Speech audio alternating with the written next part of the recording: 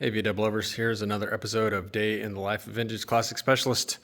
Let me just pan back here a little ways. So as you can see, the shop looks a little different as far as what is where. You may notice that over in the corner, those of you who are regulars here, Rafa's bus is not sitting there. And in fact, let's see what's there. So what's there is actually the pan for the one family 64 Beetle, sitting there waiting patiently for its body. Rafa generously volunteered to put his bus outside in our secure parking area. It's of course covered up and everything. That was very thoughtful of him. What that does is that actually opens up more space in the shop for customer cars. So tomorrow we have a long-time customer named Mike who's bringing his very cool early 60s Beetle in for a handful of things. So Mike, looking forward to having you bring your car in if you see this.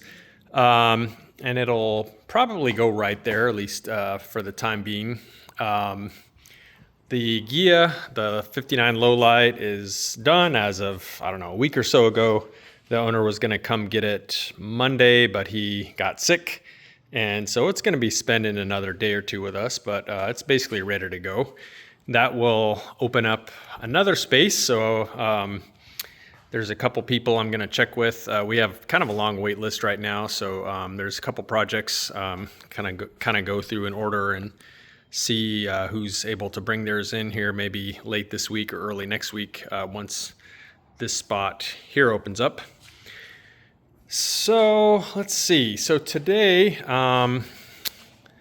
Rafa installed the motor in the 59 bus, and it's going to be kind of hard to see because it's in its new position here, and it's dark. I forgot my light like an idiot, but you can tell there's a motor there, right? So there it is, all installed. I don't think it's 100% hooked up yet as far as the wiring and so on, but at least partially it's connected in there. I think the fuel line is connected up to the tank and so on. But yeah, the big part is done, being the motor put together fully and then shoved into the bus. So kind of a big milestone for this one.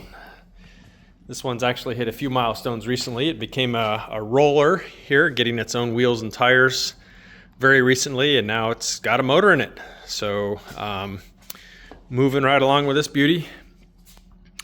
So that was the main thing Rafa did today, other than we spent a while actually moving cars around.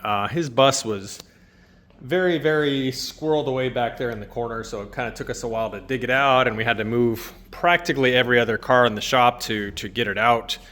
But there you go. So as far as the Gia goes, I'm still kind of limited in what I do because here's my big fat balloon of a semi-useless hand.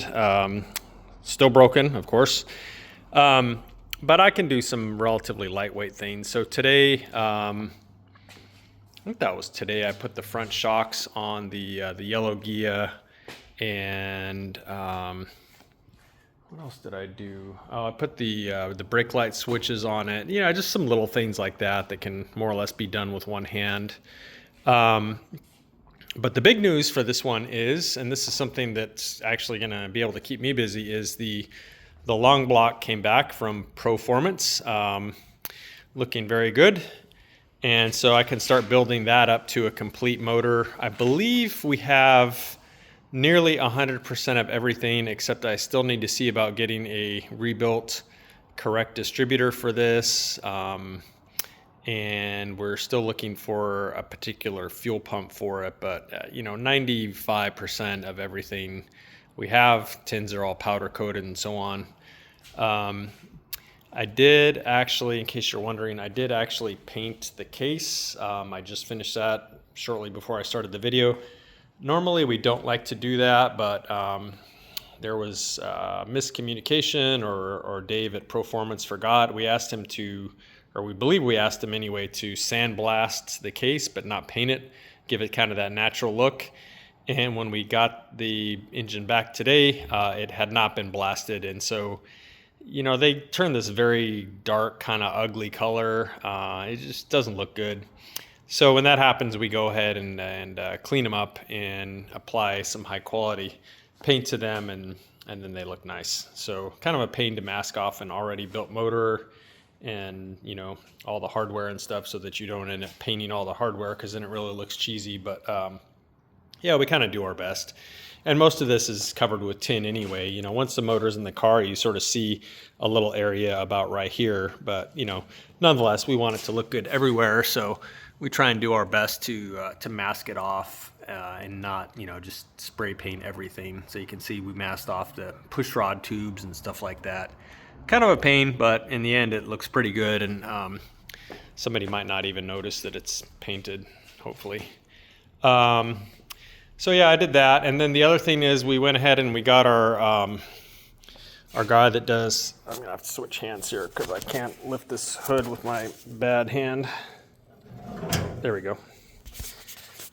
So we got our paint and body guy kind of got started. He's gonna paint the front trunk on this car and underneath here.